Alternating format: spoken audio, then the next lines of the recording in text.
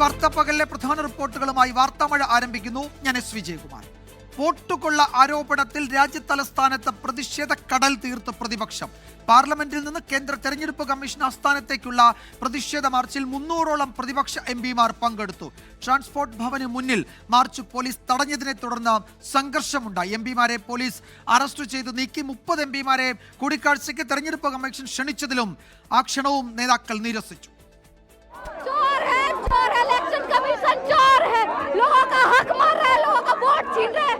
नरेंद्र मोदी चोर है, गली गली में शोर है. സമീപകാലത്തെ വലിയ പ്രതിഷേധത്തിനാണ് രാജ്യതലസ്ഥാനം സാക്ഷ്യം വഹിച്ചത്. വിയോജിപ്പുകൾ മാറ്റിവെച്ച് ഇന്ത്യ സഖ്യം ഒന്നിക്കുന്ന കാഴ്ചയ്ക്കും ഡൽഹി വേദിയായി.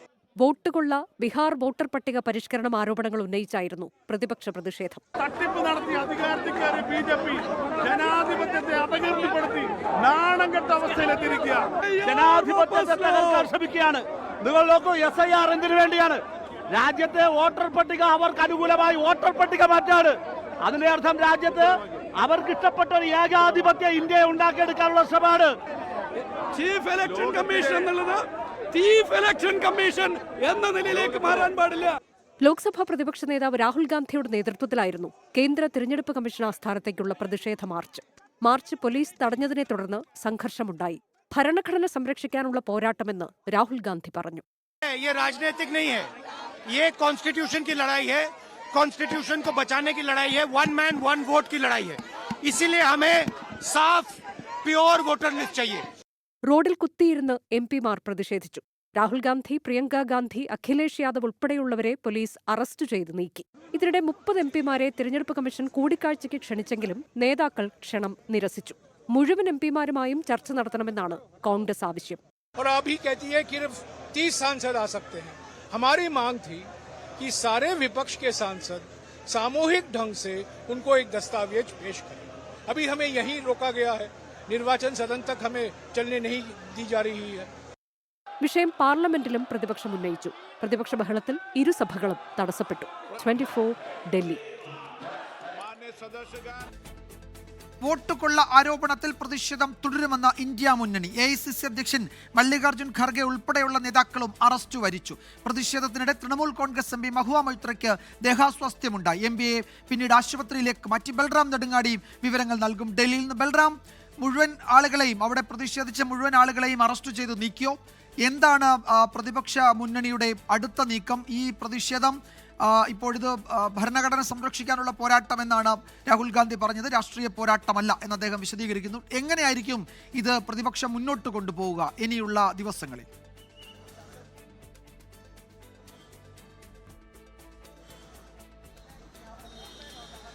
വിജയകുമാർ, ഭരണഘടനാ സ്ഥാപനത്തിനെതിരായി ഒരു പ്രതിഷേധം അല്ലെങ്കിൽ ജനാധിപത്യത്തിൽ തെരഞ്ഞെടുക്കപ്പെട്ട പ്രതിനിധികൾ തെരുവിൽ ഇറങ്ങി പ്രതിഷേധിക്കുന്ന ഒരു സംഭവം സമീപകാലത്ത് ആദ്യമായാണ് നമ്മൾ കണ്ടത്. കാരണം തെരഞ്ഞെടുപ്പ് കമ്മീഷനെതിരെ കഴിഞ്ഞ നിരവധി കാലമായി വിവിധ ആക്ഷേപങ്ങൾ, പരാതികൾ രാജ്യത്തെ പ്രതിപക്ഷ പാർട്ടികൾ ഉന്നയിച്ചിരുന്നുവെങ്കിൽ അതിന് കൃത്യമായ ഒരു മറുപടി ലഭിച്ചില്ല, അതിന് കൃത്യമായ പ്രതികരണം ലഭിക്കുന്നില്ല. ആ ഒരു ഘട്ടത്തിലാണ് കഴിഞ്ഞ 16 ദിവസം പാർലമെന്റിൽ ഉള്ളിലുണ്ടായിരുന്ന പ്രതിഷേധം ഇപ്പോൾ തെരുവിലേക്ക് ഇറങ്ങിയിരിക്കുന്നത്. ഇപ്പോൾ അബ്ദുൾ സമദ് സമദാനി MP നമ്മളോടൊപ്പം ചേരുകയാണ്. എന്താണ് ഇനി തുടർ പരിപാടികൾ? ഈ പ്രതിഷേധം പെട്ടെന്നൊന്നും അവസാനിക്കില്ല. ഇന്ന് രാജ്യം കണ്ടത് വളരെ വിപുലമായൊരു പ്രതിഷേധമാണ്, വളരെ അർത്ഥവത്തായ പ്രതിഷേധമാണ്. പാർലമെൻറ്റ് അംഗങ്ങൾ പാർലമെൻറ്റിൻ്റെ മുഖ്യ കവാടത്തിൽ നിന്ന് മാർച്ചായി പുറപ്പെട്ട് തെരഞ്ഞെടുപ്പ് കമ്മീഷൻ്റെ ഓഫീസിലേക്ക് ജാഥയായിട്ട് പോവുകയായിരുന്നു. അവിടെ എത്തി. അവിടെ ആ ഇലക്ഷൻ കമ്മീഷനെ കാണാൻ അനുവാദം നേരത്തെ നൽകിയിട്ട് പോലും അനുവാദം ലഭിച്ചില്ല. വളരെ കടുത്ത ജനാധിപത്യ വിരുദ്ധമായ നടപടിയാണ് ഈ മാർച്ചിനോട് പോലും അധികൃതരെടുത്തിരുന്നു. ഈ പ്രതിഷേധം, ഈ സമാനമായ പ്രതിഷേധങ്ങളുമായി തെരുവിലേക്ക് പ്രതിഷേധം തീർച്ചയായും ജനങ്ങളിലേക്ക് വ്യാപിക്കും. ജനങ്ങളിത് കാണുന്നുണ്ട്. ഇത് ചെറിയൊരു വിഷയമല്ല. തെരഞ്ഞെടുപ്പ് എന്ന് പറഞ്ഞത് ജനാധിപത്യത്തിൻ്റെ അസ്ഥിവാരമാണ്. ആര് ഭരിക്കണം, എങ്ങനെ ഭരിക്കണം എന്നൊക്കെ തീരുമാനിക്കുന്നത് തെരഞ്ഞെടുപ്പാണ്. ആ തെരഞ്ഞെടുപ്പിൽ ഇത്ര വലിയ തിരിമറി, അട്ടിമറി നടത്തുക എന്ന് പറഞ്ഞാൽ അധികാരത്തിൽ വരാൻ വേണ്ടി ഇങ്ങനെ വ്യാജമായ വഴികൾ തേടുക എന്ന് പറഞ്ഞാൽ ജനാധിപത്യത്തിൽ കേട്ടുകേൾവിയില്ലാത്ത ഒരു രാഷ്ട്രീയ പാർട്ടിയും സ്വീകരിക്കാത്ത ലജ്ജയില്ലാത്ത നടപടിയാണ്. അതിനെതിരെ നടത്തിയിട്ടുള്ള ജനപ്രതിനിധികളുടെ പ്രതിഷേധം ഇനി ജനങ്ങളിലേക്ക് വ്യാപിക്കുകയാണ്. കഴിഞ്ഞ ദിവസം കർണാടകയിൽ അത് തുടങ്ങിക്കഴിഞ്ഞിട്ടുണ്ട്. കോൺഗ്രസിൻ്റെ നേതൃത്വത്തിൽ തീർച്ചയായും രാഹുൽ ഗാന്ധി ഏറ്റെടുത്തിട്ടുള്ള ഈ സമരം ഇനി ജനങ്ങൾ ഏറ്റെടുക്കുകയാണ്. വിജയകുമാർ, ഇത്തരത്തിൽ തന്നെയാണ് ഇനി വിവിധ സംസ്ഥാനങ്ങളിൽ കഴിഞ്ഞ ദിവസം കർണാടകയിൽ ഉണ്ടായതിന് സമാനമായി വിവിധ സംസ്ഥാനങ്ങളിലേക്ക് ഈ പ്രതിഷേധം വ്യാപിപ്പിക്കുക, തെരുവിലേക്ക് ഈ പ്രതിഷേധം വ്യാപിപ്പിക്കുക. കാരണം ഈ പ്രതിഷേധം എന്നുള്ളത് ഒരു ഭരണഘടനാ സ്ഥാപനത്തിന് എതിരെയാണ്, തെരഞ്ഞെടുപ്പ് കമ്മീഷന് എതിരെയാണ്.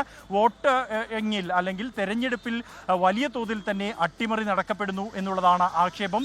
ഇത് ഗൗരവമുള്ള ഒരു വിഷയമാണ് എന്നും ബഹുജനങ്ങളുടെ പിന്തുണയോടെ മാത്രമേ ഇത് മുന്നോട്ട് കൊണ്ടുപോകാൻ കഴിയൂ എന്നുമുള്ള ഒരു ചിന്തയിൽ തന്നെയാണ് പ്രതിപക്ഷവും ഉള്ളത്. അതുകൊണ്ട് തന്നെ കൂടുതൽ ഇടങ്ങളിലേക്ക് കൂടുതൽ ശക്തമായി ഈ പ്രതിഷേധവുമായി മുന്നോട്ട് കൊണ്ടുപോകുക എന്നുള്ളതാണ് പ്രതിപക്ഷത്തിൻ്റെ തീരുമാനം. ഇപ്പോഴും എംപിമാരെ വിവിധ സ്റ്റേഷനുകളിലേക്ക് എത്തിച്ചുകൊണ്ടിരിക്കുകയാണ്.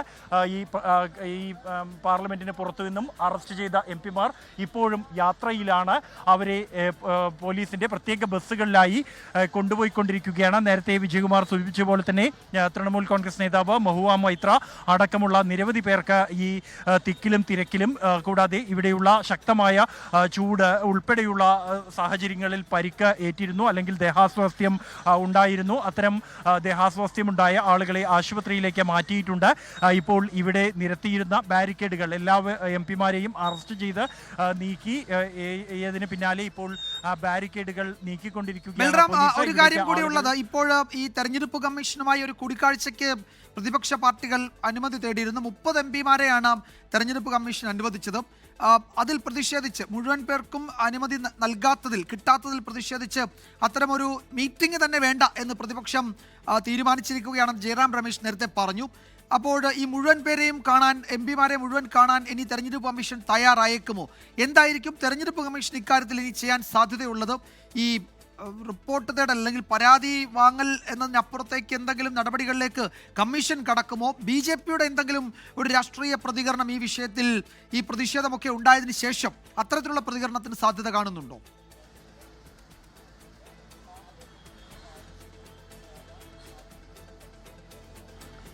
വിജയകുമാർ, ഈ വിഷയത്തിൽ എംപിമാർ ഇത്തരത്തിൽ തെരഞ്ഞെടുപ്പ് കമ്മീഷനെ കാണേണ്ട എന്ന് തീരുമാനിക്കാനുണ്ടായ പ്രധാന കാരണം എന്നുള്ളത് ഇത്തരത്തിലൊരു പ്രതിഷേധ മാർച്ച് തെരഞ്ഞെടുപ്പ് കമ്മീഷനെതിരെ തെരുവിലിറങ്ങുന്നു എംപിമാർ എന്ന് പ്രഖ്യാപിച്ചതിന് പിന്നാലെയാണ്. ഈ ഒരു പ്രതിഷേധത്തെ പൊളിക്കാൻ വേണ്ടിയാണ് തെരഞ്ഞെടുപ്പ് കമ്മീഷൻ 30 പേരെ കാണാമെന്ന് തീരുമാനിച്ചത് എന്നാണ് എംപിമാരുടെ കൂടിയാലോചനയിൽ അവർ ചർച്ച ചെയ്തപ്പോൾ ഉരുത്തിരിഞ്ഞിരിക്കുന്ന ഒരു ചിന്ത എന്നുള്ളത്. അതുകൊണ്ട് തന്നെ അത്തരത്തിൽ ഒരു സാഹചര്യത്തിന് വഴിയൊരുക്കേണ്ടതില്ല. മറിച്ച് കാണുകയാണെങ്കിൽ എല്ലാവരെയും ഒരുമിച്ച് കാണുക എന്ന നയം തുടർന്ന് പ്രതിപക്ഷം സ്വീകരിക്കുകയായിരുന്നു. അത് പ്രായോഗികമായ ഒരു കാര്യവുമല്ല എന്നതുകൊണ്ട് തന്നെ അത്തരം ഒരു കൂടിക്കാഴ്ചയ്ക്കുള്ള സാധ്യത അവസാനിച്ചിരിക്കുകയാണ്. തുടർന്ന് ഇനി എന്താകും തെരഞ്ഞെടുപ്പ് കമ്മീഷന്റെ നടപടി എന്നുള്ളതും ശ്രദ്ധേയമാണ്. പ്രത്യേകിച്ച് ഇതുവരെയും പ്രതിപക്ഷം ഉന്നയിച്ച കാര്യങ്ങൾക്ക് ഒറ്റവരി മറുപടിയായിരുന്നു തെരഞ്ഞെടുപ്പ് കമ്മീഷന്റെ ഭാഗത്തു നിന്നും ഉണ്ടായത് എങ്കിൽ നേരത്തെ പരാതികളില്ല എന്ന് പറഞ്ഞ് നടത്തിയ പ്രതികരണങ്ങളിൽ പിന്നീട് തെരഞ്ഞെടുപ്പ് കമ്മീഷൻ കൂടുതൽ പ്രതികരണങ്ങളുമായി രംഗത്തെത്തുന്ന സാഹചര്യം ഉണ്ടായിട്ടുണ്ട്. എന്തായാലും രാജ്യത്തെ ഒരു ഭരണഘടനാ സ്ഥാപനം, ഒരു സുപ്രധാനമായ ഭരണഘടനാ സ്ഥാപനത്തിന്റെ സുതാര്യതയ്ക്കെതിരെയാണ് പ്രതിപക്ഷം ചോദ്യചിഹ്നം ഉയർത്തിയിരിക്കുന്നത് എന്നതുകൊണ്ട് തന്നെ ഇത് ഉറപ്പാക്കേണ്ടതിന്റെ ബാധ്യത തെരഞ്ഞെടുപ്പ് കമ്മീഷനുണ്ട്. അതുകൊണ്ട് തന്നെ കൂടുതൽ പ്രതികരണങ്ങൾ ഉണ്ടായേക്കും. അതോടൊപ്പം തന്നെ വിജയകുമാർ, ഇതിൽ ഏറ്റവും പ്രധാനം ഈ തെരഞ്ഞെടുപ്പുമായി ബന്ധപ്പെട്ട ബീഹാറിലെ വോട്ടർ പട്ടിക വിഷയവുമായി ബന്ധപ്പെട്ടുള്ള കേസ് സുപ്രീം കോടതിയിലുണ്ട്. സുപ്രീം കോടതിക്ക് മുന്നിൽ ഈ തെളിവുകൾ നിരത്തുക എന്നുള്ളത് പ്രതിപക്ഷം തീരുമാനിച്ചിട്ടുണ്ട്. അടുത്ത തവണ കേസ് പരിഗണിക്കുമ്പോഴോ അല്ലെങ്കിൽ അതിന് മുൻപായി തന്നെയോ ഇക്കാര്യങ്ങൾ കോൺഗ്രസിന്റെ പരിശോധനയിൽ റിസർച്ചിൽ കണ്ടെത്തിയ കാര്യങ്ങൾ കോടതിക്ക് മുന്നിൽ കൊണ്ടുവരും. സുപ്രീം കോടതിയിൽ നിന്നും ഇക്കാര്യങ്ങൾ പരിശോധിച്ച് അനുകൂലമായ ഒരു തീരുമാനം ഉണ്ടാകുമെന്ന പ്രതീക്ഷ പ്രതിപക്ഷത്തിന് ഉണ്ട്. അതേസമയം BJPയുടെ ഭാഗത്തു നിന്നും ഈ പ്രതിഷേധം തെരഞ്ഞെടുപ്പ് കമ്മീഷനെതിരെയാണെങ്കിൽ പോലും അതിൽ പ്രതിക്കൂട്ടിലായിരിക്കുന്നത് BJP കൂടിയാണ്. BJPക്ക് വേണ്ടിയാണ് ഇത്തരം ഇത്തരത്തിൽ ഉണ്ടായിരിക്കുന്നത് ഒരു വീട്ടിൽ തന്നെ 1000-ഓളം വോട്ടുകളും മറ്റും ചേർക്കുന്ന സാഹചര്യം എന്നുള്ളതും BJP-യെയും പ്രതിരോധത്തിലാക്കുന്നുണ്ട്. ഈ ഘട്ടത്തിൽ എന്തായാലും നേരിട്ട് തെരഞ്ഞെടുപ്പ് കമ്മീഷനെതിരായ ഒരു പ്രതിഷേധമായതുകൊണ്ട് തന്നെ ഇപ്പോൾ BJP-യുടെ ഭാഗത്തുനിന്നും വലിയ തോതിലുള്ള പ്രതികരണങ്ങൾ ഉണ്ടായിട്ടില്ല. എന്നാൽ അത്തരത്തിലുള്ള പ്രതികരണങ്ങൾ ഉടൻ ഉണ്ടാകുമെന്ന് ഉറപ്പാണ്. അത് ഒരു ഭരണഘടനാ സ്ഥാപനത്തിന് എതിരായ പ്രതിഷേധം എന്നതിൽ ഊന്നിക്കൊണ്ട് കോൺഗ്രസിനെതിരെ പ്രതിപക്ഷത്തിനെതിരെ പ്രതികരിക്കാനുള്ള ഒരു ധാരണയിലേക്കാണ് BJP നേതൃത്വം എത്തിയിരിക്കുന്നത്. വിജയകുമാർ. യെസ്, ബൽറാം നെടുങ്ങാടിയാണ് വിവരങ്ങൾ നൽകിയത് ഡൽഹിയിൽ നിന്നും. തൃശൂരിലെ വോട്ടർ പട്ടിക ക്രമക്കേട് ആരോപണത്തിൽ വിവാദം കൊഴുക്കുന്നതിനിടെ വെളിപ്പെടുത്തലുമായി വീട്ടമ്മ. പൂങ്കുന്നത്തെ ക്യാപിറ്റൽ വില്ലേജ് അപ്പാർട്ട്മെന്റിൽ തങ്ങളുടെ മേൽവിലാസത്തിൽ 6 കള്ളവോട്ടുകൾ ചേർത്തു എന്നാണ് വീട്ടമ്മയുടെ വെളിപ്പെടുത്തൽ. പിന്നീട് 24 നടത്തിയ അന്വേഷണത്തിൽ പ്രസന്ന അശോകന്റെ പേരിലുള്ള മേൽവിലാസത്തിൽ 9 വോട്ടുകൾ ചേർത്തതായി കണ്ടെത്തുകയും ചെയ്തു. പരാതി നൽകിയെങ്കിലും ഒരു നടപടിയും ഉണ്ടായിട്ടില്ല എന്ന് പ്രസന്ന അശോകൻ 24-നോട് പറഞ്ഞു. 24 ഇൻവെസ്റ്റിഗേഷൻ. ഇക്കഴിഞ്ഞ ലോക്സഭാ തെരഞ്ഞെടുപ്പിൽ സമീപ പഞ്ചായത്തുകളിലെയും ആലത്തൂർ മണ്ഡലത്തിലെയും BJP-യുടെ കേഡർ വോട്ടുകൾ തൃശൂർ മണ്ഡലത്തിലേക്ക് മാറ്റിയെന്നായിരുന്നു LDF UDF ആരോപണം. ഇത് സ്ഥിരീകരിക്കുന്ന വെളിപ്പെടുത്തലാണ് 24-ലൂടെ പ്രസന്ന അശോകൻ നടത്തിയത്. 6 പേരുടെ വോട്ട് ഈ ഫ്ലാറ്റിന്റെ ഇതിൽ വന്നു എന്നാണ് പറഞ്ഞത്. അപ്പോൾ അതിലെ ആൾക്കാരൊന്നും ഞങ്ങൾ അറിയുന്നതല്ല, ഞങ്ങളുടെ ബന്ധുക്കളും അല്ല, ആരുമല്ല. അപ്പോൾ കഴിഞ്ഞ ഇലക്ഷൻ കഴിഞ്ഞപ്പോൾ അങ്ങനെ പറയുന്നുണ്ടായിരുന്നു, ഈ നമ്പറിൽ വോട്ട് ഇത്ര പേര് വന്നിട്ടുണ്ടെന്നൊക്കെ പറഞ്ഞിട്ട് ഞങ്ങൾ പരാതിയിൽ ഒപ്പിട്ട് കൊടുത്തിട്ടുണ്ടായിരുന്നു. തെരഞ്ഞെടുപ്പിന് 2 ദിവസം മുൻപ് ഔദ്യോഗികമായി തന്നെ തെരഞ്ഞെടുപ്പ് കമ്മീഷന് പ്രസന്നയുടെ പേരിൽ പരാതി നൽകി. പക്ഷേ ഇതുവരെയും ഒരു നടപടിയും ഉണ്ടായിട്ടില്ല. തെരഞ്ഞെടുപ്പുമായി ബന്ധപ്പെട്ട പരാതികളെല്ലാം തീർപ്പാക്കിയെന്ന് വാദിക്കുന്ന തെരഞ്ഞെടുപ്പ് കമ്മീഷനെ വെട്ടിലാക്കുന്നതാണ് വീട്ടമ്മയുടെ വെളിപ്പെടുത്തൽ. വെളിപ്പെടുത്തലിന്റെ പശ്ചാത്തലത്തിൽ 24 നടത്തിയ അന്വേഷണത്തിൽ 9 പേർ പ്രസന്നയുടെ മേൽവിലാസത്തിൽ പേരു ചേർത്ത് വോട്ട് ചെയ്തതായി കണ്ടെത്തി. ക്യാമറമാൻ ബിനേഷ് ബാബുരാജിനൊപ്പം സൂരജ് സജി, 24 തൃശൂർ. ലോക്സഭാ തെരഞ്ഞെടുപ്പിൽ കേരളത്തിൽ BJP-ക്ക് കന്നി ജയം സമ്മാനിച്ച തൃശൂർ വീണ്ടും രാഷ്ട്രീയ വിവാദങ്ങളിൽ നിറയുകയാണ്. പൂരം അലങ്കോല വിവാദങ്ങളിലെ രാഷ്ട്രീയ ആരോപണങ്ങളുടെ ചൂടാറും മുൻപാണ് വോട്ടർ പട്ടിക ക്രമക്കേട് ആരോപണം ഉയരുന്നത്. ലോക്സഭാ തിരഞ്ഞെടുപ്പ് വേളയിൽ തുടങ്ങിയ വിവാദങ്ങൾ തൃശൂരിൽ ഇനിയും അവസാനിക്കുന്നില്ല. വോട്ടർ പട്ടിക ക്രമക്കേടിലാണ് ഒടുവിലത്തെ വിവാദം. വോട്ടർ പട്ടികയിൽ ക്രമക്കേട് നടന്നിട്ടുണ്ടെന്ന് LDF-ഉം UDF-ഉം നേരത്തെ തന്നെ പരാതി ഉന്നയിച്ചെങ്കിലും നടപടി ഉണ്ടായിരുന്നില്ല.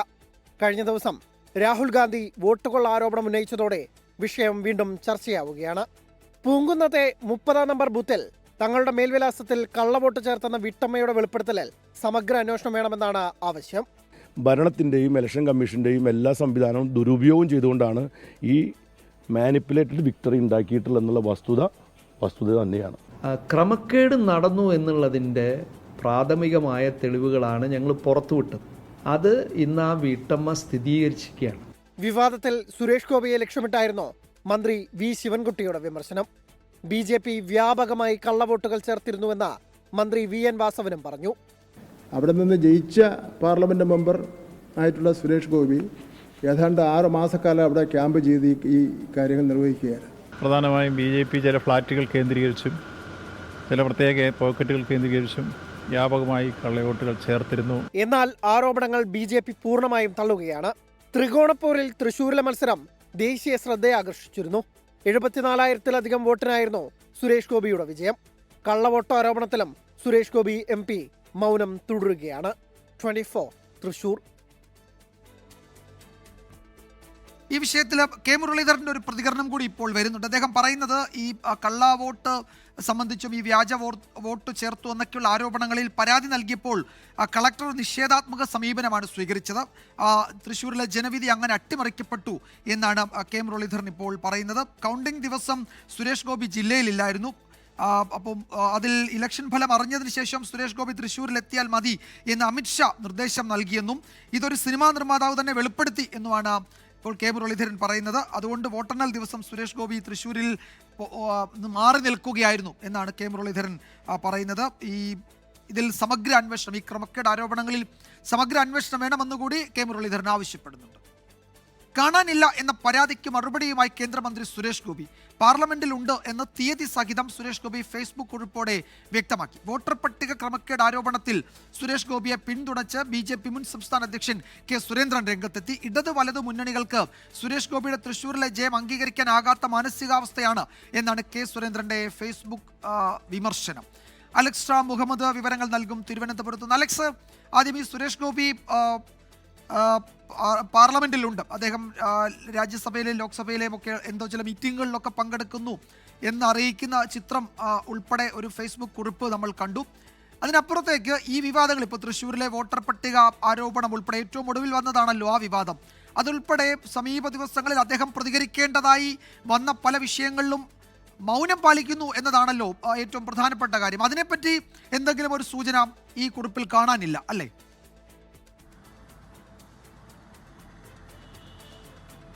വിജയകുമാർ, തീർച്ചയായും സുപ്രധാനമായ 2 വിഷയങ്ങളാണ് തൃശ്ശൂർ അല്ലെങ്കിൽ സുരേഷ് ഗോപി കേന്ദ്രീകരിച്ച് നടക്കുന്നത്. ഒന്ന്, നേരത്തെ ഛത്തീസ്ഗഡിൽ കന്യാസ്ത്രീകൾ അറസ്റ്റ് ചെയ്തതുമായി ബന്ധപ്പെട്ട വിഷയം. ആ വിവാദത്തിൽ തൃശ്ശൂരിൽ നിന്നുള്ള ചില ക്രൈസ്തവ പുരോഹിതന്മാർ ഞങ്ങൾ തൃശ്ശൂർകാർ തിരഞ്ഞെടുത്ത് ഡൽഹിയിലേക്ക് അയച്ച ഒരു നടനെ കാണാനില്ല, അദ്ദേഹത്തെ കണ്ടെത്തണമെങ്കിൽ പോലീസിൽ അറിയിക്കണമെന്ന ആശങ്ക പങ്കുവയ്ക്കുന്ന തരത്തിൽ ഫേസ്ബുക്ക് കുറിപ്പുകൾ ഇട്ടിരുന്നു. രണ്ടാമത്തെ കാര്യം വോട്ട് വിവാദം, തൃശ്ശൂരിലെ വോട്ട് വിവാദവുമായി ബന്ധപ്പെട്ട് KSUവിൻ്റെ ജില്ലാ പ്രസിഡന്റ് സുരേഷ് ഗോപിയെ കാണാനില്ല, കേന്ദ്രമന്ത്രി സുരേഷ് ഗോപിയെ കാണാനില്ല എന്ന് പോലീസിൽ പരാതിപ്പെടുകയും ചെയ്തു.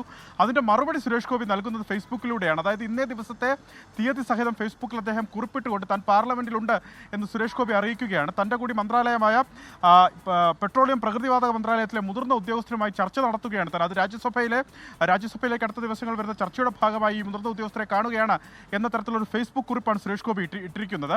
അതിൽ തീയതിയുണ്ട്, ഈ കാര്യങ്ങൾ വിശദീകരിക്കുന്നുണ്ട്. പക്ഷേ ഈ ഉയർന്നു വന്ന വിവാദത്തിൽ സുരേഷ് ഗോപി തൻ്റെ പ്രതികരണങ്ങൾ നടത്തുന്നത് അതുമായി ബന്ധപ്പെട്ട മറുപടി സുരേഷ് ഗോപിക്ക് യാതൊന്നും തന്നെ ഇല്ല എന്ന് ഇതിൽ നിന്ന് വായിച്ചെടുക്കാനാകും. അത് മാത്രമല്ല, ഈ വിഷയങ്ങൾ നമ്മൾ BJP സംസ്ഥാന നേതൃത്വത്തോട് ഇതുമായി ബന്ധപ്പെട്ട പ്രതികരണങ്ങൾ തേടിയിരുന്നു. സുരേഷ് ഗോപിയുമായി ബന്ധപ്പെട്ട വിഷയങ്ങൾ കൃത്യമായി മറുപടി പറയാൻ BJPയുടെ സംസ്ഥാന നേതൃത്വം തയ്യാറായിട്ടില്ല എന്നുള്ളതാണ് ഏറ്റവും പ്രധാനപ്പെട്ട കാര്യം. പ്രത്യേകിച്ച് ഈ പുരോഹിതന്മാർ ഇങ്ങനെ ഫേസ്ബുക്കിൽ കുറിപ്പിട്ടല്ലോ എന്നൊക്കെയുള്ള ചോദ്യത്തിന് ഒഴിഞ്ഞു മാറുകയാണ് BJP ചെയ്തത്. ആ തരത്തിൽ 2 തട്ടിൽ നിൽക്കുകയാണ്. സുരേഷ് ഗോപി താൻ ഇവിടെ ഉണ്ടെന്ന് പറയുന്നു, BJP സംസ്ഥാന നേതൃത്വം അത് അറിയില്ല എന്ന് പറഞ്ഞ് ഒഴിഞ്ഞു മാറുന്നു. അപ്പോഴും ഈ വിവാദങ്ങളിൽ സുരേഷ് ഗോപിക്ക് ഒരു രാഷ്ട്രീയ പ്രതികരണം നടത്താൻ ഇനിയും സാധിച്ചിട്ടില്ല. വിജയകുമാർ. യെസ്, അതേസമയം അലക്സ്, ഇതിൽ ഇപ്പോൾ കെ സുരേന്ദ്രൻ്റെ ഒരു പ്രതികരണം കൂടി സുരേഷ് ഗോപിയെ പിന്തുണച്ചുകൊണ്ടും വലിയ പ്രതിരോധം തീർത്തുകൊണ്ടും കെ സുരേന്ദ്രൻ രംഗത്തെത്തുകയും ചെയ്തിട്ടുണ്ട്. സംസ്ഥാന BJP ഘടകം ഇപ്പോഴത്തെ നേതൃത്വത്തെക്കാൾ ശക്തമായി സുരേഷ് ഗോപിയെ പിന്തുണയ്ക്കുന്നത് കെ സുരേന്ദ്രനും അദ്ദേഹത്തോടൊപ്പം ഉള്ളവരുമാണ് എന്ന സൂചന നൽകാനാണോ ഈ ശക്തമായ പ്രതികരണം ഈ ഘട്ടത്തിൽ ഉണ്ടാകുന്നത്?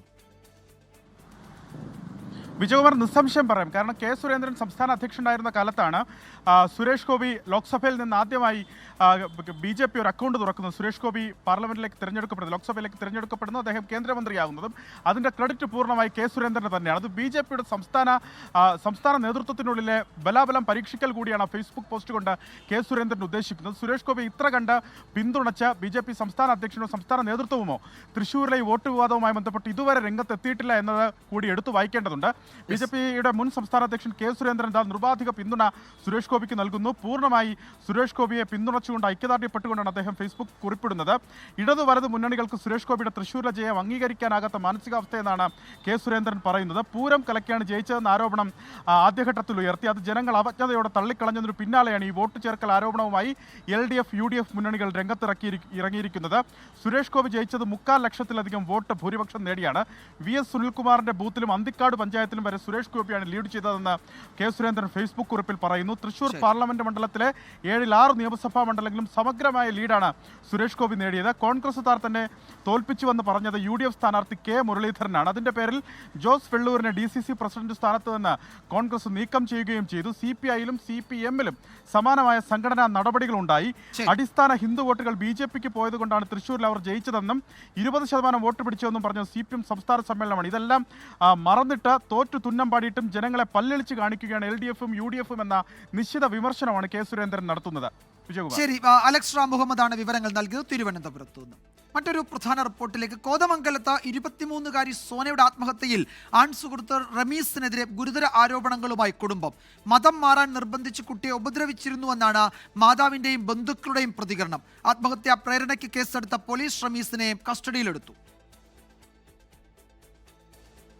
രജിസ്റ്റർ ചെയ്യിക്കാം, വീട്ടിൽ ആലുവയിൽ പേപ്പറൊക്കെ ശരിയാക്കിയിട്ടുണ്ടെന്നും പറഞ്ഞിട്ട് അവരുടെ വീട്ടിൽ കൊണ്ടുപോയി അടച്ചിട്ട് പൊന്നാനി കാറൊക്കെ കൊണ്ടുവന്ന് 2 മാസം കഴിഞ്ഞിട്ട് ഇതിൻ്റെ വീട്ടുകാരെ അറിഞ്ഞാൽ മതി. മോള് തന്നെയല്ലേ ഉള്ളൂ, അവൾ പേടിച്ചു പോയി. അതിൻ്റെ ഉള്ളിലിരുന്ന് മുറിയിൽ അടച്ചപ്പോൾ ഇവനും ഉണ്ടായിരുന്നു. മരിച്ച സോനയുടെ കൂട്ടുകാരി ജോൺസിയിൽ നിന്നാണ് സംഭവത്തിന്റെ ഗൗരവം വീട്ടുകാർ അറിയുന്നത്. റമീസുമായുള്ള പ്രശ്നങ്ങൾക്ക് ശേഷം മതം മാറി വിവാഹം കഴിക്കാൻ തയ്യാറായില്ല എന്ന് സോന അറിയിച്ചിരുന്നു. അതുമുതലാണ് പ്രശ്നങ്ങളുടെ തുടക്കമെന്നും കുടുംബം ആരോപിക്കുന്നു. അവിടെ ചെന്ന് കഴിഞ്ഞിട്ട് പിന്നെ മോളെ നിന്റെ ആങ്ങളോട് സംസാരിച്ച് ശരിയല്ല, മതം മാറാതെ രജിസ്റ്റർ ചെയ്യിക്കാന്ന് പറഞ്ഞു എന്നും പറഞ്ഞ് എന്നും അവളെ സമ്മർദ്ദത്തിൽ അവരുടെ വീട്ടുകാർ ആക്കിക്കൊണ്ടിരുന്നു. അവർ നമ്മളോട് പിന്നെ സംസാരിച്ചിട്ടേ ഇല്ല ഒരിക്കലും. കഴിഞ്ഞ ശനിയാഴ്ച സോന മരിക്കുന്നതിന് മുൻപ് കൂട്ടുകാരിയോട് കാര്യങ്ങളെല്ലാം തുറന്നു പറഞ്ഞിരുന്നു. സോനയുടെ ഫോണിൽ നിന്ന് ഇതുമായി ബന്ധപ്പെട്ടുള്ള തെളിവുകളും പോലീസിന് ലഭിച്ചിട്ടുണ്ട്. നിലവിൽ ആത്മഹത്യാ പ്രേരണയ്ക്കാണ് കേസെടുത്തിരിക്കുന്നത്. കേസുമായി ബന്ധപ്പെട്ട് സോനയുടെ കുടുംബവും കൂട്ടുകാരി ജോൺസിയും പോലീസിന് വിശദമായ മൊഴി നൽകും. 24 തൊടുപുഴ.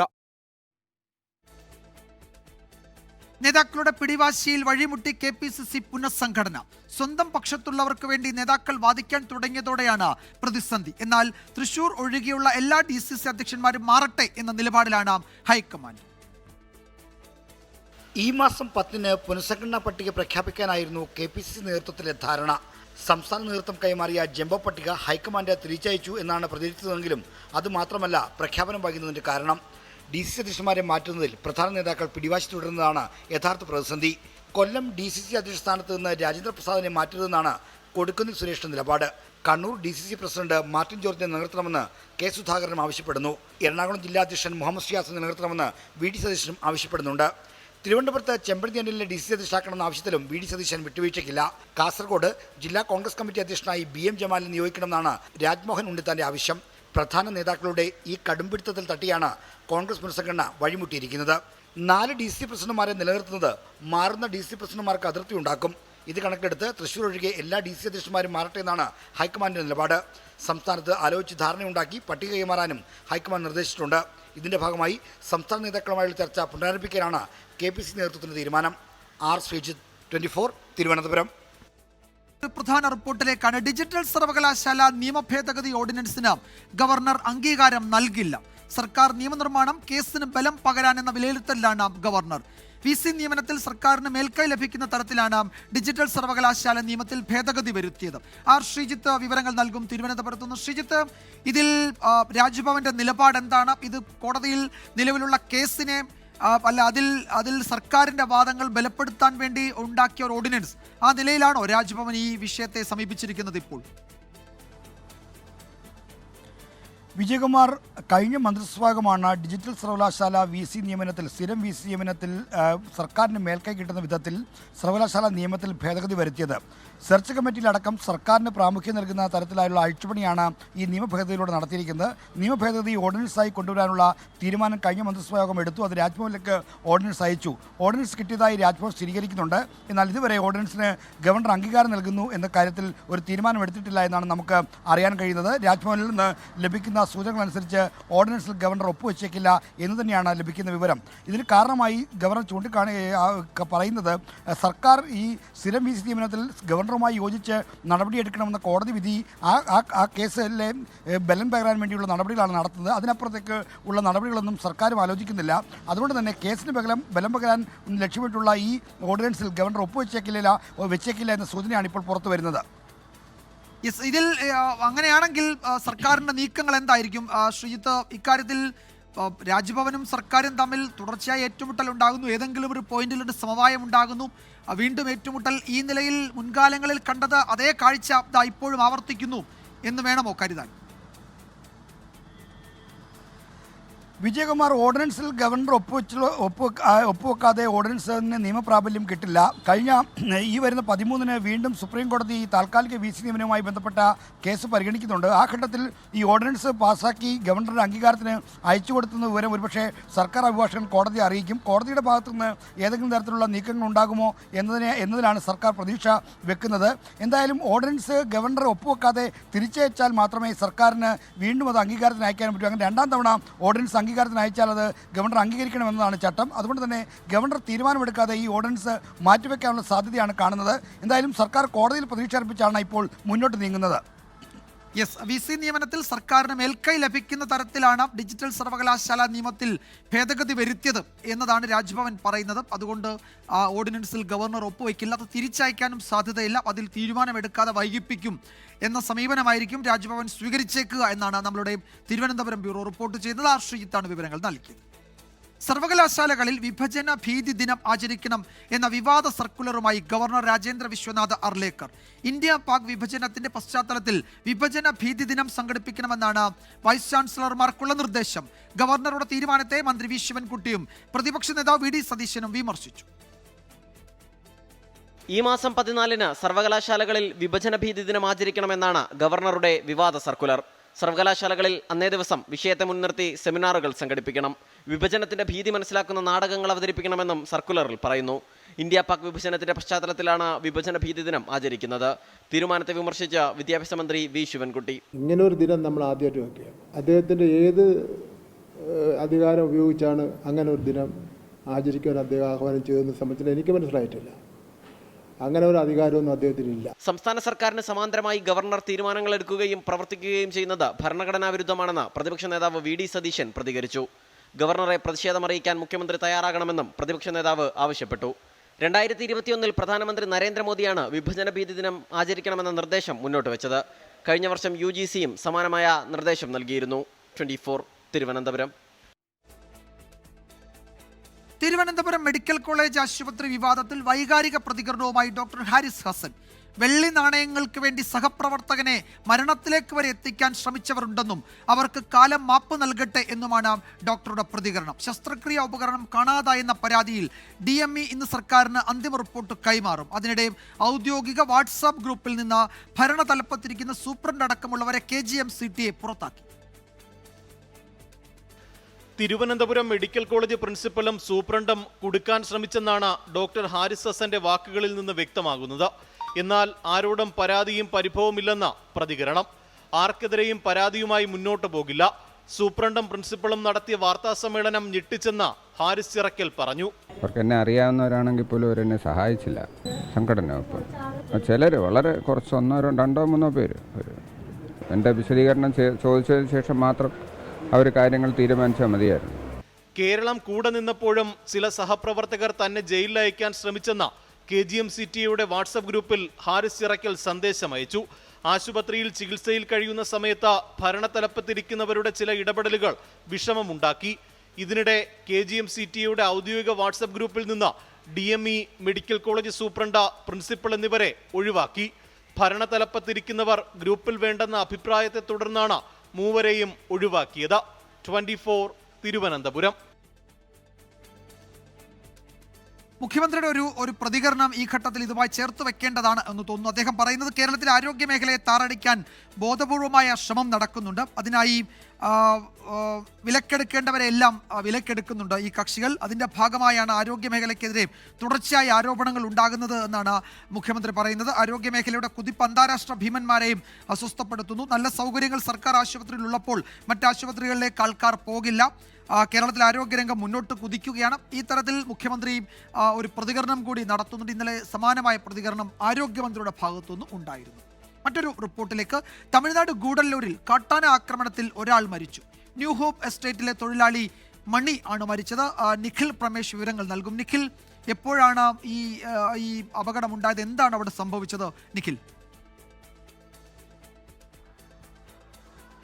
വിജയകുമാർ, ഇന്ന് രാവിലെയാണ് ഈ ഏലം എസ്റ്റേറ്റിലെ ജീവനക്കാരനായിട്ടുള്ള മണി ഈ എസ്റ്റേറ്റിൽ ജോലി ചെയ്തു പോരവേ ഇയാളുടെ പുറകിലേക്ക് ഒരു കാട്ടാന പാഞ്ഞെടുക്കുകയും ഈ മണിയെ എടുത്ത് ദൂരേക്ക് എറിയുകയുമായിരുന്നു. ഇതേ തുടർന്നാണ് മണിക്ക് ജീവൻ നഷ്ടമാകുന്ന സാഹചര്യം ഉണ്ടായത്. അതിദാരുണമായിട്ടുള്ള ഒരു അന്ത്യമാണ് സംഭവിച്ചിട്ടുള്ളത്. മേഖലയിൽ കഴിഞ്ഞ 3 മാസത്തിനിടെ 6 പേർക്ക് ജീവൻ നഷ്ടമായിട്ടുണ്ട് എന്ന് ആരോപിച്ചുകൊണ്ട് ഇപ്പോൾ അവിടെ പ്രതിഷേധം നടക്കുകയാണ്. അവിടെ ഈ മണിയുടെ മൃതദേഹം ഗൂഡല്ലൂർ താലൂക്ക് ആശുപത്രിയിലേക്ക് പോസ്റ്റ്മോർട്ടത്തിന് വേണ്ടി മാറ്റാൻ ഒരുങ്ങവേ അതിന് അനുവദിക്കാത്ത മൃതദേഹവുമായി ഇപ്പോൾ പ്രതിഷേധിക്കുകയാണ് പ്രദേശവാസികൾ. വന്യമൃഗ ശല്യത്തിന് ഒരു ശാശ്വത പരിഹാരം വേണമെന്നുള്ള ആവശ്യമാണ് ഇപ്പോൾ ഇവിടുത്തെ ആളുകൾ ഉന്നയിക്കുന്നത്. ഈ മണിയെന്ന് പറയുന്നത് പറയുന്നത് വളരെ കുട്ടിക്കാലം മുതൽ തന്നെ ഇവിടെ താമസിച്ച് ജോലി ചെയ്ത് പോരുന്ന ഒരാളാണ്. അദ്ദേഹത്തിനെ സംബന്ധിച്ചിടത്തോളം ഈ മേഖല നന്നായി അറിയാവുന്ന ആൾ കൂടിയാണ്. മണിക്ക് പോലും ഈ കാട്ടാനയ്ക്ക് മുന്നിൽ പിടിച്ചു നിൽക്കാൻ കഴിയാതെ വന്നത്. അത്രമേൽ കാട്ടാനയുടെ ആക്രമണം അവിടെ രൂക്ഷമാണ്. അതോടൊപ്പം തന്നെ ഈ ജനവാസ മേഖലകളിലേക്ക് എത്തുകയും ആളുകളെ, അവിടെ താമസിക്കുന്ന ആളുകളെ ആക്രമിക്കുകയും ചെയ്യുന്ന ഒരു രീതിയിലേക്ക് ഈ കാട്ടാനക്കൂട്ടം മാറിയിട്ടുണ്ട്. അതിൻ്റെ ഒടുവിലത്തെ ഇരയാണ് മണി എന്നുള്ളതാണ് ഇവർ ഉന്നയിക്കുന്ന ഒരു പ്രധാനപ്പെട്ട ഒരു വാദം. ഈ പശ്ചാത്തലത്താണ് വനംവകുപ്പിനെതിരെ വ്യാപകമായിട്ടുള്ള പ്രതിഷേധം അവിടെ ഉയരുന്ന സാഹചര്യം ഉണ്ടാകുന്നതും. മണി 62 വയസ്സാണ്. മണിയുടെ ബന്ധുക്കളടക്കം മണിക്കൊപ്പം ഈ സമയത്ത് ഉണ്ടായിരുന്നു. അവരും അത്ഭുതകരമായാണ് രക്ഷപ്പെട്ടത് എന്നുള്ളതാണ് ഇവിടുത്തെ ദൃക്സാക്ഷികൾ പറയുന്ന കാര്യം. വിജയകുമാർ. യെസ്, തമിഴ്നാട്ടിലെ ഗൂഡല്ലൂർ തുടർച്ചയായി വന്യമൃഗ ആക്രമണം ഉണ്ടാകുന്ന ഒരു മേഖലയായി മാറുകയാണ്. ഇന്ന് അവിടെ ഒരു തൊഴിലാളിയാണ് മരിച്ചത്. ന്യൂ ഹോപ്പ് എസ്റ്റേറ്റിലെ മണി എന്ന 63 വയസ്സുള്ള തൊഴിലാളിയാണ് കാട്ടാനയുടെ ആക്രമണത്തിൽ മരിച്ചത്. നിഖിൽ പ്രമേശാണ് വിവരങ്ങൾ നൽകിയത്. കർണാടകയിൽ ബന്ദിപ്പൂർ കടുവാ സംരക്ഷണ കേന്ദ്രം കടന്നു പോകുന്ന ദേശീയപാതയിൽ വിനോദസഞ്ചാരിക്ക് നേരെ കാട്ടാനയുടെ ആക്രമണം. സെൽഫി എടുക്കാൻ ശ്രമിക്കുന്നതിനിടെ മലയാളി വിനോദസഞ്ചാരി രക്ഷപ്പെട്ടത് തലനാരിഴയ്ക്കാണ്. ഇയാൾക്കെതിരെ കേസെടുക്കാനാണ് വനം വകുപ്പിന്റെ തീരുമാനം.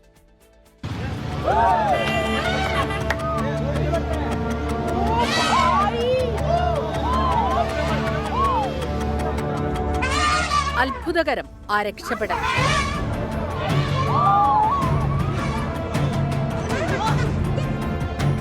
ലോറിയിൽ നിന്നെടുത്ത ക്യാരറ്റ് ശാന്തമായി കഴിച്ചുകൊണ്ട് റോഡിൽ നിൽക്കുകയായിരുന്നു കാട്ടാന.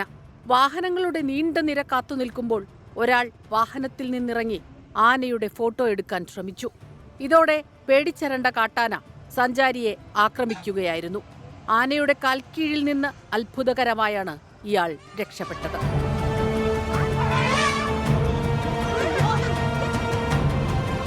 വനം വകുപ്പിന്റെ നിർദ്ദേശം അവഗണിച്ച് വാഹനത്തിനു പുറത്തിറങ്ങിയ സഞ്ചാരിക്കെതിരെ നടപടിയെടുത്തേക്കുമെന്നാണ് വനം വകുപ്പ് അറിയിക്കുന്നത്. നേരിയ പരിക്കേറ്റ ഇയാൾ ചികിത്സയിൽ തുടരുകയാണ്.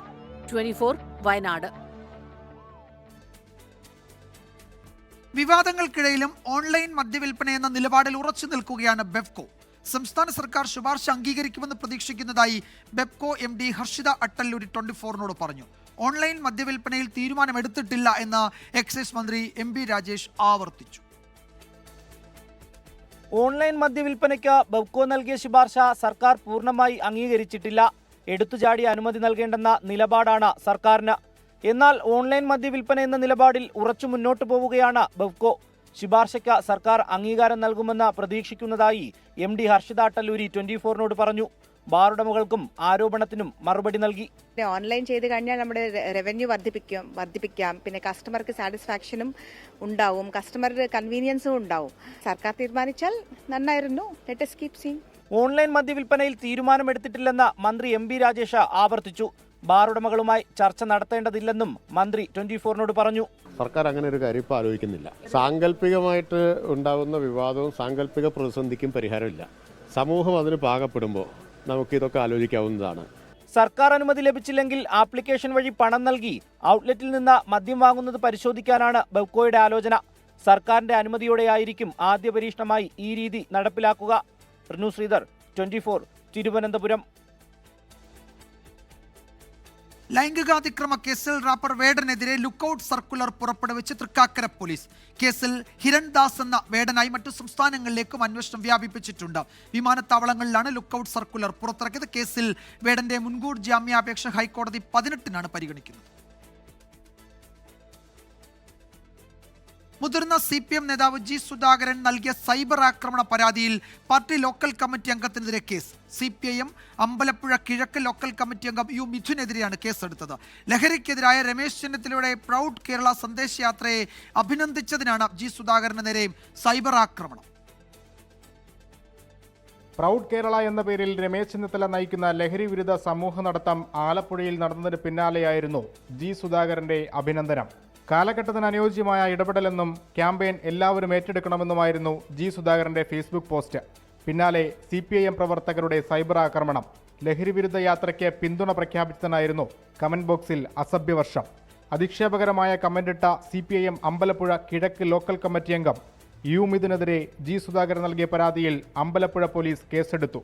അമ്പലപ്പുഴ ക്ഷേത്രത്തിലെ ജീവനക്കാരൻ കൂടിയായ മിഥുനോട് സ്റ്റേഷനിൽ ഹാജരാകാൻ നിർദ്ദേശവും നൽകി. മുഖ്യമന്ത്രി പിണറായി വിജയനും വിദ്യാഭ്യാസ മന്ത്രി വി ശിവൻകുട്ടിയും രമേശ് ചെന്നിത്തലയുടെ ലഹരി വിരുദ്ധ പരിപാടിക്ക് അഭിനന്ദനം അറിയിച്ചിരുന്നു. PP ചിത്തരഞ്ജൻ MLA ആലപ്പുഴയിൽ നേരിട്ട് പങ്കെടുക്കുകയും ചെയ്തു. 24 ആലപ്പുഴ.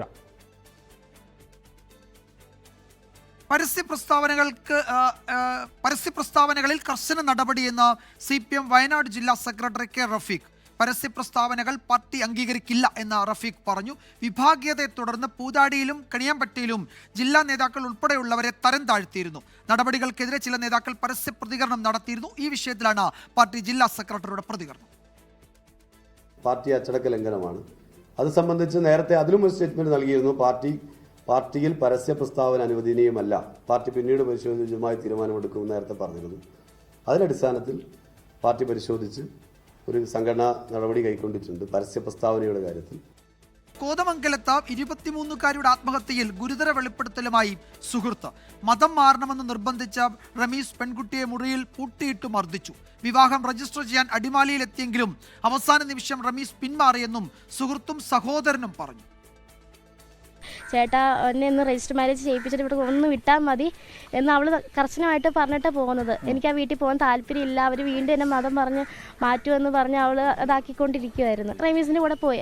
അപ്പോഴത്തേക്കും വീട്ടിലേക്ക് പോയത് രാത്രി 8:30-9 മണിയായപ്പോഴത്തേക്കും എന്നെ വിളിച്ച് കഴിഞ്ഞപ്പോഴത്തേക്കും അവൾ പറഞ്ഞു, എടി എന്നെ റൂമിൽ പൂട്ടിയിട്ടേക്കുക, അങ്ങനെയൊക്കെ പറഞ്ഞാൽ അവൾ കരഞ്ഞുകൊണ്ട് വിളിക്കും എന്നെ. മൂവാറ്റുപുഴ വെച്ച് കാണാൻ തുടങ്ങിയപ്പോഴത്തേക്ക് അവളുടെ മുഖത്ത് പാടുണ്ടായിരുന്നു, ചുമന്ന് കിടക്കും, തടിച്ചൊക്കെ ഇരിക്കുന്നത്. അപ്പോൾ ഞാൻ ചോദിച്ചു, നിന്റെ മുഖത്ത് എന്ത് പറ്റിയെന്ന് ഞാൻ ചോദിച്ചായിരുന്നു. അപ്പോൾ അവൾ പറഞ്ഞു, റേമി അടിച്ചതാ എന്ന് പറഞ്ഞു. അവൾ എന്നാൽ തടിച്ചെന്ന് ചോദിച്ചാൽ അപ്പോഴത്തേക്ക് അവൾ ചേട്ടാ നീ എന്തിനാ അവളെ അടിച്ചേ എന്ന് ചോദിച്ചപ്പോഴത്തേക്ക് അവൾ മൈൻഡൊന്നും ചെയ്യുന്നില്ല. ഒരു വർഷം കഴിയുമ്പോൾ ജാതി മാറി കല്യാണം, ഇവിടെ എൻഗേജ്മെൻറ്റ് പരിപാടി ഞങ്ങളുടെ ഇത്, അവരുടെ രീതിക്ക് കല്യാണം, അവിടെ അത് കഴിഞ്ഞിട്ട് കല്യാണം. അതെല്ലാം തീരുമാനമായിട്ട് നിൽക്കുമ്പോഴാണ് ഇവനെ ലോഡ്ജിൽ നിന്ന് പിടിക്കുന്നത്. വേറൊരു പെൺകുട്ടിയായിട്ട് ലോഡ്ജിൽ നിന്ന് പിടിച്ച് അനാശാസ്യത്തിന് പിടിച്ചു. അങ്ങനെ പിടിച്ച് കഴിഞ്ഞപ്പോൾ ഇവള് പറഞ്ഞു, ഇനി ഞാൻ ജാതി മാറില്ല എന്ന് പറഞ്ഞു. ജാതി മാറില്ല എന്ന് പറഞ്ഞു കഴിഞ്ഞപ്പോൾ അവൻ്റെ വീട്ടിൽ ചെന്നിട്ട് പറഞ്ഞു, അവൻ്റെ ഉമ്മയുടെ മാപ്പയുടെ അടുത്ത് അവിടെ ചെന്നിട്ട് പറഞ്ഞു, നിങ്ങളുടെ മോൻ ഇങ്ങനെ പിടിച്ചു, ഇനി ഞാൻ ജാതി മാറേണ്ട ആവശ്യമില്ല, നിങ്ങൾക്ക് വേണ്ടിയിട്ട് ഇനി എന്തിനും ഞാൻ ജാതി മാറണേ, അല്ലാതെ രജിസ്റ്റർ ചെയ്യാമെന്ന് പറഞ്ഞു. അപ്പം തന്നെ അവരുടെ വീട്ടുകാർ അപ്പം തന്നെ അവർക്ക് ദേഷ്യം വന്നു. 23-കാരിയുടെ ആത്മഹത്യയിൽ പ്രതി റമീസിന്റെ അറസ്റ്റ് പോലീസ് രേഖപ്പെടുത്തി. ലാൽ കൃഷ്ണൻ തൊടുപുഴയിൽ നിന്ന് വിവരങ്ങൾ നൽകും. ലാല്, ഇതിൽ പോലീസിന്റെ നീക്കങ്ങൾ, തുടർ നടപടികൾ എന്തൊക്കെയാണ്? പോലീസ് എന്തെങ്കിലും ഔദ്യോഗികമായി വിശദീകരിക്കുന്നുണ്ടോ ഈ മൊഴികൾക്കപ്പുറത്തേക്ക്?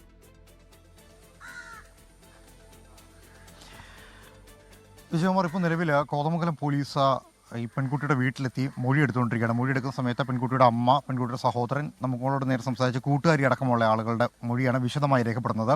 അമ്മയെക്കാളും സഹോദരനേക്കാളും കൂടുതൽ വിവരങ്ങൾ പോലീസിനോട് കൈമാറാൻ കഴിയുന്നതും കൂട്ടുകാരിക്കാണ്. കാരണം എല്ലാ സമയത്തും കൂട്ടുകാരിയുമായിട്ടാണ് ഈ കുട്ടി കൂടുതൽ വിവരങ്ങളെല്ലാം കൈമാറിയിരുന്നത്. അതുകൊണ്ട് തന്നെ കൂട്ടുകാരിയുടെ പക്കൽ നിന്നാണ് പോലീസിന് ഇതുമായി ബന്ധപ്പെട്ടുകൊണ്ടുള്ള നിർണായക വിവരങ്ങൾ ലഭ്യമാകാനും ഇടയുള്ളൂ. സംഭവവുമായി ബന്ധപ്പെട്ടുകൊണ്ട് നമ്മളോട് സംസാരിച്ച വേളയിൽ തന്നെ പറഞ്ഞത്, ഒരാഴ്ച മുമ്പ് തുടങ്ങിയ പ്രശ്നങ്ങളാണ് ഇരുവരും തമ്മിൽ കൂടുതൽ കലുഷിതമായത്. അതായത് ഈ പ്രശ്നങ്ങൾ തുടങ്ങുന്നത് വീണ്ടും വിവാഹത്തിന് നിർബന്ധിക്കുന്ന സമയത്താണ്. വിവാഹത്തിന് നിർബന്ധിക്കുക എന്ന് പറഞ്ഞാൽ മതം മാറി വിവാഹം കഴിക്കണം എന്നതിൽ നിന്ന് പിന്നോട്ടില്ല എന്ന നിലപാടിൽ തന്നെയാണോ റമീസിൻ്റെ കുടുംബം, റമീസിൻ്റെ കുടുംബവും നിലനിന്നിരുന്നത്. അത് പലപ്പോഴും പറ്റില്ല എന്ന നിലപാട് പെൺകുട്ടി എടുത്തിരുന്നു. പക്ഷേ അത് തയ്യാറായിരുന്നില്ല. ഒരു ഘട്ടത്തിൽ രജിസ്റ്റർ മാരേജിന് വേണ്ടി അടിമാലിയിൽ ഈ സുഹൃത്ത് വഴി എല്ലാ സംവിധാനങ്ങളും ചെയ്തിരുന്നുവെങ്കിൽ പോലും വൈകുന്നേരമായതോടുകൂടി മറ്റൊരു സംവിധാനം ചെയ്തിട്ടുണ്ട്, ആലുവയിലെ വീട്ടിലേക്ക് പോകാമെന്ന് പറഞ്ഞ് നിർബന്ധിച്ച് റമീസ് ഈ പെൺകുട്ടിയെ കൊണ്ടുപോവുകയാണ് ഉണ്ടായത്. അതിന് തൊട്ട് പിന്നാലെയാണ് മർദ്ദനങ്ങളും മറ്റു കാര്യങ്ങളും ഉണ്ടായത് എന്ന കാര്യം കൂടി പറയുന്നുണ്ട്. പ്രശ്നങ്ങൾ കൂടുതൽ വഷളാകുന്നു എന്ന് കണ്ടതോടുകൂടി ഞായറാഴ്ച വൈകിട്ടോടുകൂടി പെൺകുട്ടിയെ വീട്ടിൽ കൊണ്ടുപോയാക്കി. ഒരാഴ്ചയ്ക്ക് ശേഷമാണ് പെൺകുട്ടി ആത്മഹത്യ ചെയ്യുന്ന സ്ഥിതിയും ഉണ്ടാകുന്നത്. ഇതിനിടയിൽ മൊഴിയുമായി ബന്ധപ്പെട്ടുകൊണ്ടുള്ള കാര്യങ്ങളിൽ വിശദമായി അറിയേണ്ടതുണ്ട്. ഫോണിൽ നിന്ന് കിട്ടിയ വിവരങ്ങളുടെ അടിസ്ഥാനത്തിലാണ് നിലവിൽ ആത്മഹത്യ പ്രേരണ കുറ്റം, അതോടൊപ്പം തന്നെ വിവാഹ വാഗ്ദാനം നൽകി പീഡിപ്പിച്ചു, ദേഹോപദ്രവം ഏൽപ്പിച്ചു എന്നീ വകുപ്പുകൾ നിലവിൽ പോലീസ് ചുമത്തിയിട്ടുള്ളത്. ഗുരുതരമായ ആരോപണം, നിർബന്ധിച്ച് മതം മാറ്റാൻ ഈ കുടുംബം പറയുന്നു എന്നൊരു ആരോപണം കുടുംബം ഉന്നയിക്കുന്നുണ്ട്. ഈ കുടുംബം ആൺകുട്ടിയുടെ കുടുംബവുമായി ബന്ധപ്പെട്ടുകൊണ്ട് ഉന്നയിക്കുന്നുണ്ട്.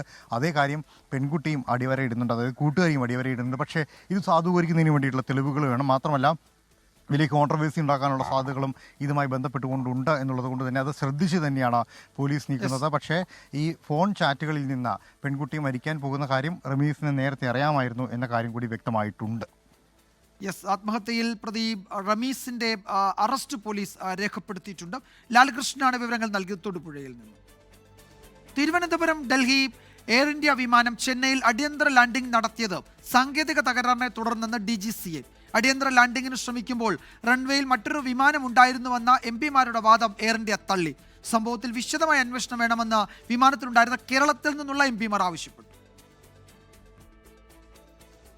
5 എംപിമാർ ഉൾപ്പെടെ 160 യാത്രക്കാരെ 1.5 മണിക്കൂർ ആശങ്കയിലാക്കിയ ശേഷമാണ് ഇന്നലെ തിരുവനന്തപുരം ഡൽഹി എയർ ഇന്ത്യ വിമാനം ചെന്നൈയിൽ അടിയന്തര ലാൻഡിംഗ് നടത്തിയത്. WX റഡാർ തകരാറിനെ തുടർന്നായിരുന്നു അടിയന്തര ലാൻഡിംഗ് എന്നാണ് DGCAയുടെ കണ്ടെത്തൽ. ഗ്രൗണ്ട് പരിശോധനയിൽ വിമാനത്തിന് ഒരു പ്രശ്നവും കണ്ടെത്തിയില്ല.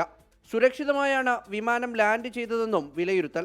കടുത്ത ആശങ്കയുടെ മണിക്കൂറുകളായിരുന്നുവെന്നും വിശദമായ അന്വേഷണം വേണമെന്നും വിമാനത്തിലുണ്ടായിരുന്ന എംപിമാർ. അവർ സുരക്ഷാ കാര്യങ്ങളിൽ കുറച്ചും കൂടെ ജാഗ്രത പുലർത്തേണ്ട ആവശ്യകതയുണ്ട്. വിമാനം തിരുവനന്തപുരത്ത് നിന്ന് ചെക്ക് ചെയ്യുമ്പം എഞ്ചിനീയേഴ്സ് ഈ സിഗ്നൽ ഫെയിലിയർ ഒന്നും അവർക്ക് കാണാൻ പറ്റുന്നില്ല. അപ്പോൾ അതനുസരിച്ച് ഒരു അന്വേഷണം നടത്തിയിട്ട് അവർ എന്താണ് സംഭവിച്ചതെന്ന് മനസ്സിലാക്കട്ടെ. ഉന്നതതല അന്വേഷണം നടത്തി നമ്മുടെ എയർ ഇന്ത്യ വിമാനങ്ങളിൽ യാത്ര ചെയ്യുന്ന യാത്രക്കാരുടെ സുരക്ഷിതത്വം പരമാവധി നൽകുക എന്നുള്ളതാണ്. അത് ഗവൺമെൻറ്റും DGCയും ചെയ്യുമെന്നാണ് ഞങ്ങൾ കരുതുന്നത്. വിമാനം ലാൻഡ് ചെയ്യാൻ നിർദ്ദേശം ലഭിച്ച ശേഷം റൺവേയിലേക്ക് കടക്കുമ്പോൾ മറ്റൊരു വിമാനം അതേ റൺവേയിൽ ഉണ്ടായിരുന്നുവെന്ന് KC വേണുഗോപാൽ MP ആരോപിച്ചിരുന്നു. എന്നാൽ എയർ ഇന്ത്യ ഇത് നിഷേധിച്ചു. ഗോ എറൗണ്ട് പ്രക്രിയയാണ് നടന്നത്. ഇത്തരം സാഹചര്യം നേരിടാൻ പൈലറ്റുമാർ സജ്ജരാണെന്നും എയർ ഇന്ത്യ വിശദീകരിച്ചു. മുഴുവൻ യാത്രക്കാരും പുലർച്ചെയോടെ തന്നെ മറ്റൊരു വിമാനത്തിൽ ഡൽഹിയിലെത്തിയിരുന്നു. 24 ചെന്നൈ. മറ്റൊരു റിപ്പോർട്ടിലേക്ക്. മെസ്സി വരും എന്ന് പറഞ്ഞ് കായിക മന്ത്രി V അബ്ദുറഹ്മാൻ വഞ്ചിച്ചു എന്നാരോപിച്ച് മന്ത്രിയുടെ ഓഫീസിലേക്ക് നടത്തിയ യൂത്ത് കോൺഗ്രസ് മാർച്ച് സംഘർഷത്തിൽ കലാശിച്ചു. പോലീസും പ്രവർത്തകരും തമ്മിൽ വാക്കേറ്റമുണ്ടായി. സമീർ ബിൻ കരീം വിവരങ്ങൾ നൽകും മലപ്പുറത്തു നിന്ന്. സമീർ, ദൃശ്യങ്ങളിൽ കാണുന്നത് ഈ പ്രവർത്തകരെ അവിടെ നിന്ന് അറസ്റ്റ് ചെയ്ത് നീക്കുന്ന ദൃശ്യങ്ങളാണ്. മുഴുവൻ പ്രവർത്തകരും പിരിഞ്ഞുപോയോ അതോ ഇപ്പോഴും അവിടെ സംഘർഷം തുടരുകയാണോ? വിജയകുമാർ, നിലവിൽ പ്രവർത്തകരെ അറസ്റ്റ് ചെയ്ത് നീക്കി ശേഷിക്കുന്ന പ്രവർത്തകർ പിരിഞ്ഞുപോയിട്ടുണ്ട് എന്നുള്ളതാണ്. ഇന്ന് 12 മണിയോട് കൂടെയാണ് മന്ത്രി V അബ്ദുറഹ്മാന്റെ താനൂരിലെ ക്യാമ്പ് ഓഫീസിലേക്ക് പ്രതിഷേധവുമായി യൂത്ത് കോൺഗ്രസ് എത്തിയത്. യൂത്ത് കോൺഗ്രസ് മലപ്പുറം ജില്ലാ കമ്മിറ്റിയാണ് പ്രതിഷേധം സംഘടിപ്പിച്ചത്. ഈ ഓഫീസിന്റെ മുൻപിൽ തന്നെ പോലീസ് ഈ പ്രതിഷേധം തടയുകയുണ്ടായി. പിന്നാലെ പോലീസും പ്രവർത്തകരും തമ്മിൽ വാക്കേറ്റമുണ്ടായി എന്നുള്ളതാണ്. അതിനുശേഷമാണ് പ്രവർത്തകർ റോഡ് ഉപരോധിക്കുന്ന ഒരു സാഹചര്യം ഉണ്ടായത്. പൊന്നാനി താനൂർ റോഡായിരുന്നു പ്രവർത്തകർ ഉപരോധിച്ചതോടുകൂടി പോലീസ് അറസ്റ്റ് ചെയ്ത് നീക്കാനുള്ള ശ്രമം ആരംഭിച്ചതോടുകൂടിയാണ് പ്രവർത്തകരും പോലീസും തമ്മിൽ സംഘർഷമുണ്ടാവുകയും കയ്യങ്ങളിലേക്ക് കാര്യങ്ങൾ എത്തുകയും ചെയ്തത്. പിന്നാലെ യൂത്ത് കോൺഗ്രസിന്റെ ജില്ലാ അധ്യക്ഷൻ ഹാരിസ് മുദൂർ, സെക്രട്ടറി അഫ്താഫ് എന്നിവരടക്കമുള്ള പ്രവർത്തകരെ പോലീസ് അറസ്റ്റ് ചെയ്ത് നീക്കിക്കൊണ്ടാണ് പ്രതിഷേധം ശാന്തമാക്കി മാറ്റിയത് എന്നുള്ളതാണ്. ഈ മെസ്സി വരുമെന്ന് പറഞ്ഞുകൊണ്ട് മന്ത്രി V അബ്ദുറഹ്മാൻ വഞ്ചിച്ചു എന്ന് ആരോപിച്ചുകൊണ്ടാണ് പ്രതിഷേധ മാർച്ച് നടത്തിയിരിക്കുന്നത്. മന്ത്രി V അബ്ദുറഹ്മാൻ മാപ്പ് പറയണം എന്നുള്ളതാണ് സമരക്കാർ ആവശ്യപ്പെട്ടത്. മാത്രമല്ല ഈ ഒരു ആവശ്യം പറഞ്ഞുകൊണ്ട് തന്നെ മെസ്സി വരുമെന്ന് പറഞ്ഞുകൊണ്ട് തന്നെ മന്ത്രി V അബ്ദുറഹ്മാൻ 13 ലക്ഷം രൂപ ഖജനാവിന് നഷ്ടമുണ്ടാക്കിയെന്നും ഈ പ്രവർത്തകർ ചൂണ്ടിക്കാണിച്ചു. ഏതായാലും വലിയൊരു സമരത്തിന് തന്നെയാണ് ഇന്ന് താനൂർ സാക്ഷ്യം വഹിച്ചത്. സമീർ ബിൻ കരീമാണ് വിവരങ്ങൾ നൽകിയത് മലപ്പുറത്തു. കേരളത്തിലെ ദേശീയപാത നിർമ്മാണത്തിൽ CAG അന്വേഷണം വേണമെന്ന് പബ്ലിക് അക്കൗണ്ട്സ് കമ്മിറ്റി. ദേശീയപാത നിർമ്മാണത്തിൽ ഗുരുതര വീഴ്ചയുണ്ടായി എന്നാണ് PSC റിപ്പോർട്ട്. റിപ്പോർട്ട് നാളെ പാർലമെന്റിൽ സമർപ്പിക്കും. കേരളത്തിൽ റോഡ് നിർമ്മാണത്തിന് എത്ര തുക അനുവദിച്ചു, എത്ര രൂപ നിർമ്മാണത്തിന് ചെലവിട്ടു എന്നിവ CAG പരിശോധിക്കണമെന്നും നിർദ്ദേശമുണ്ട്.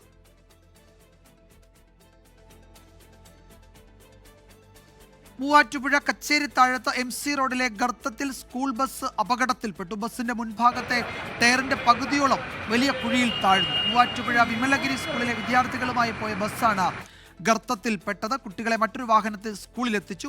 2 വർഷം മുൻപ് ഇതേ സ്ഥലത്ത് സമാനമായ രീതിയിൽ വലിയ ഗർത്തം രൂപപ്പെട്ടത് അപകടങ്ങൾക്ക് കാരണമായിരുന്നു. 2 കൊല്ലമായി മൂവാറ്റുപുഴയിൽ MC റോഡിന്റെ നിർമ്മാണ പ്രവർത്തനങ്ങൾ നടക്കുന്നുണ്ട്.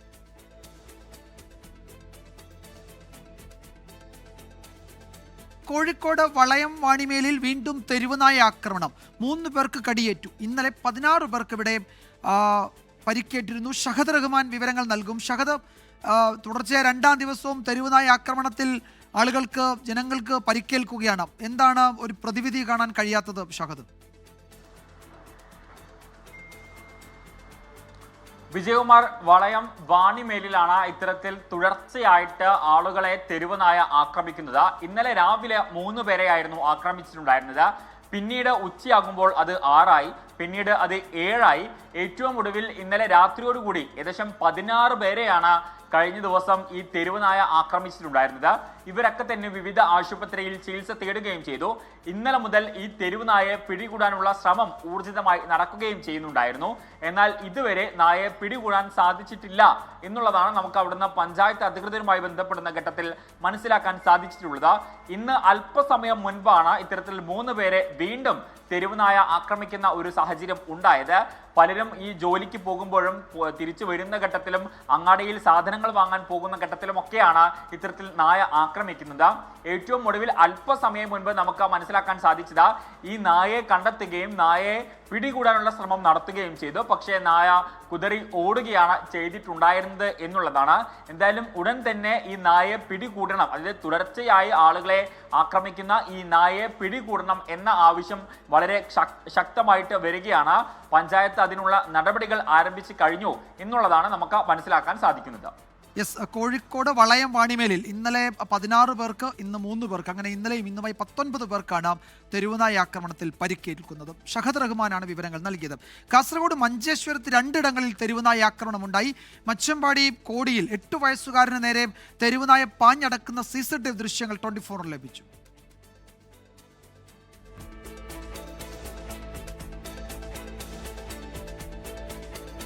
അരുൺ പാറയ്ക്കൽ വിവരങ്ങൾ നൽകും. കാസർഗോഡ് നിന്ന് അരുൺ, ആ കുട്ടി അത്ഭുതകരമായി രക്ഷപ്പെട്ടു എന്ന് പറഞ്ഞാൽ അതായിരിക്കും ശരിയല്ലേ?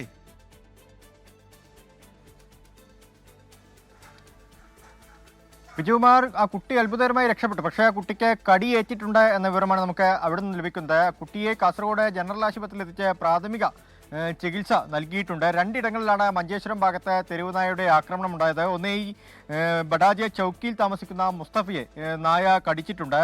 അദ്ദേഹത്തിന് ഗുരുതരമായി പരിക്കേറ്റു എന്ന വിവരമുണ്ട്. അദ്ദേഹത്തിനും കൈക്കാണ് ഈ കടിയേറ്റിരിക്കുന്നത്. കാസർഗോഡ് ജനറൽ ആശുപത്രിയിൽ എത്തിച്ച് കുത്തിവെപ്പ് നൽകിയിട്ടുണ്ട്. മച്ചമ്പടി കോടിയിൽ താമസിക്കുന്ന മഹമ്മൂദിന്റെ 8 വയസ്സുകാരൻ മകനാണ് മറ്റൊരു കടിയേറ്റ വ്യക്തി. മുഹമ്മദ് അയിൽ എന്നാണ് കുട്ടിയുടെ പേര്. കുട്ടി ആ ദൃശ്യങ്ങളിൽ, CCTV ദൃശ്യങ്ങളിൽ കാണുന്ന പോലെ തന്നെ ആ വീട്ടിൽ നിന്ന് ഇറങ്ങി അടുത്ത വീട്ടിലേക്ക് വരികയായിരുന്നു. ആ വീട്ടിലേക്ക് വരുന്ന വഴിയാണ്, വീടെത്തുന്നതിന് തൊട്ട് മുൻപാണ് ഈ നായ കുട്ടിക്ക് നേരെ പാഞ്ഞെടുക്കുന്നത്. കുട്ടി ഓടി രക്ഷപ്പെട്ട് വീട്ടിലേക്ക് കയറുന്നുണ്ട്. പക്ഷേ അതിനു മുൻപ് തന്നെ നായയുടെ നഖമോ പല്ലോ കുട്ടിയുടെ ദേഹത്ത് കൊണ്ടു എന്ന വിവരം ലഭിക്കുന്നുണ്ട്. കുട്ടിക്കും പ്രാഥമിക ചികിത്സ നൽകിയിട്ടുണ്ട്. കാസർകോട്ടെ പല ഭാഗങ്ങളിലും തെരുവുനായയുടെ ആക്രമണം അത് വലിയ തോതിൽ വ്യാപകമാവുകയാണ്. രാത്രി സമയങ്ങളിലൊന്നും തന്നെ ആളുകൾക്ക് റോഡിലേക്ക് ഇറങ്ങി നടക്കാൻ കഴിയാത്ത രീതിയിലാണ് ഈ തെരുവുനായ്ക്കളുടെ ഒരു വിളയാട്ടം. പ്രത്യേകിച്ച് നീലേശ്വരം മേഖലയിലൊക്കെ തന്നെ ഇത്തരത്തിൽ വലിയ തോതിലുള്ള ഒരു വിളയാട്ടമുണ്ട്. അത് കഴിഞ്ഞ ഒരാഴ്ച മുൻപൊക്കെ 6 പേർക്ക് കടിയേൽക്കുന്ന ഒരു സാഹചര്യം ഉണ്ടായിരുന്നു. പക്ഷേ ഈ നായ്ക്കളെ അവിടെ നിന്ന് മാറ്റാനോ നായ്ക്കളെ വന്ധീകരിക്കാനോ യാതൊരുവിധ സംവിധാനവും ജില്ലയിലില്ല എന്നതാണ് യാഥാർത്ഥ്യം. വിജയകുമാർ. യെസ്, അരുൺ പാറയ്ക്കലാണ് വിവരങ്ങൾ നൽകിയത് കാസർഗോഡ് നിന്ന്.